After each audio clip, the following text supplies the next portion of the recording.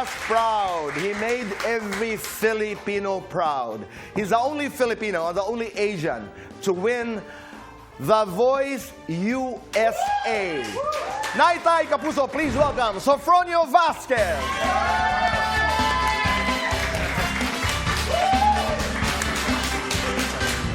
Maraming salamat. Thank you. Welcome to the program. I am so happy to be here at minamanifest ko lang to.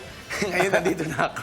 Oo, talagang the power of manifestation. Yes. Itong look, itong sombrero, itong hat, whose idea is this?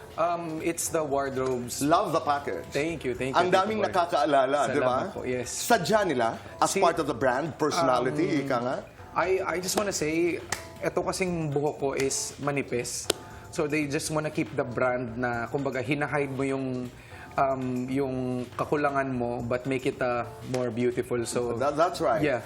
Oo, medyo nakikialam ang buhok. Buti ka ikaw, may buhok kami, wala. Medyo.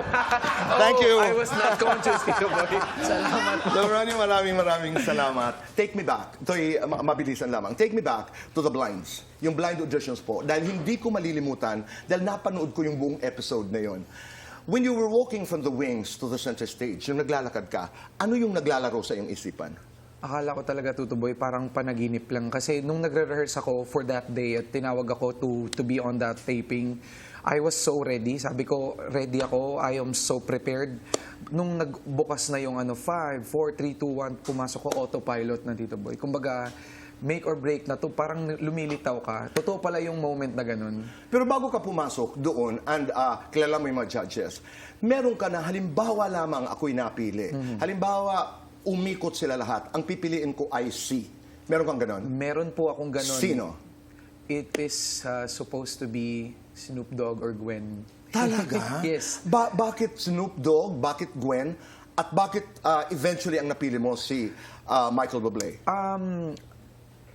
Likas po sa ating mga Pilipinos, Tito Boy, na talagang pag sumasali tayo, we are so prepared, inaaral po natin. Just like you, mahilig po kayo mag-aral. So, when I was trying to be on that show, inaral ko nung nalaman ko sila yung coach, inaral ko kung ano yung magiging strategy ko to move further the competition with a high hope.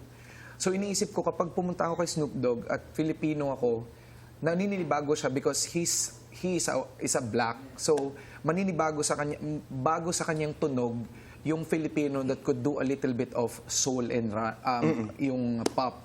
So, yun ang nasa utak ko, Tito Boy. But after nag-pitch sila, iba yung ginawa ni Si Mike. Gwen, naalala ko, kasi sabi ng Snoop Dogg, I own a recording company. Yes. I'm gonna make you a big star. Sabi ni Gwen, I'm gonna find your brand. Sabi ni Reba, I don't know if you understand me because I'm from Oklahoma. Yung accent. But, your soulfulness, she used that word, just touched me. Oh, thank Ang you. samantala, si Bublé started to talk about Pilipinas. Yes. Ang kanyang pitch. So si Gwen, hindi mo rin siya napili na. What happened when you finally chose Bublé?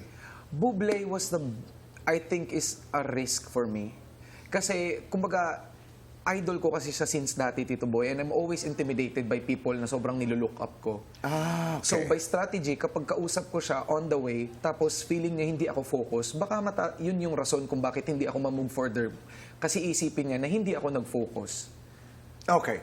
Ang akala ko naman, one of the considerations, sabi ko, ay, gutom kasi si Bublé dahil wala pa siyang nananalo. Oo, Diba? it could be one of the reasons siguro dahil kung baga bakit ganun yung persistence niya na dapat ako yung piliin mo. Pero it was just cut on TV. Grabe yung pagmamahal niya sa Pilipinas. Pero nang